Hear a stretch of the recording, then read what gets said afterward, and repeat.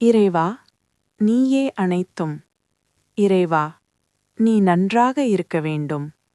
அன்னை ஸ்ரீ லோபாமுத்திரா உடனுரை தந்தை அகத்திய மாமுனிவர் திருவடிகளைப் பணிந்து, ஈரேழு உலகத்தையும் காத்து அருளக்கூடிய அன்னை ஸ்ரீ உண்ணாமலை அம்மை உடனுரை தந்தை அண்ணாமலையார் பொற்கமலத்தை பணிந்து பதிவினை வெளியிடுகின்றோம். இந்த வாக்கு உரையானது கடந்த 19/12/2025 தேதியன்று கதிர்காமம் இலங்கையில் நடந்த சிவபுராண கூட்டு பிரார்த்தனையில் அகத்திய பெருமானால் உரைக்கப்பட்டது.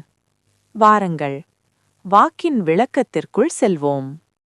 இன்னைக்கு நாம இராவணனோட ஞான தேடலை பத்தி ஒரு சின்னதா பார்க்க போறோம். நிறைய பேருக்கு இராவணன்னாலே அவர் ஒரு பெரிய சக்தி வாய்ந்த மன்னர்னு தான் தெரியும். ஆனா உண்மையில பாத்தீங்கன்னா அவரோட கதை அது மட்டும் இல்ல. அது வாழ்க்கையோட அடிப்படை உண்மைகளை தேடின ஒரு ஆழமான பயணம்.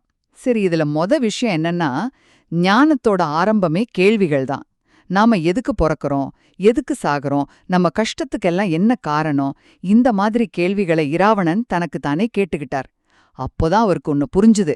இந்த பிரபஞ்சத்தை இயக்கறதுக்குன்னு ஒரு பெரிய சக்தி இருக்கு.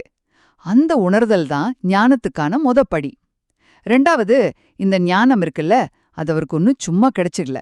அவர் வாழ்க்கையில எல்லாத்தையும் இழந்து சாகிற நிலைமைக்கு வந்தப்போதான் அந்த பெரிய உண்மையே அவருக்கு புரிஞ்சுது.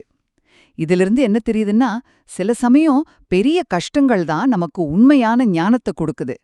அது வரைக்கும் அவரும் உலக மாயையில தான் சுத்திட்டு இருந்தார்.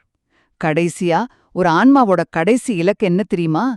அத படைச்சவன் கூட சேர்றது தான். அந்த பெரிய சக்திய பத்தி தெரிஞ்சுக்கிட்டதும் இராவணனோட நோக்கமே மொத்தமா மாறிடுச்சு.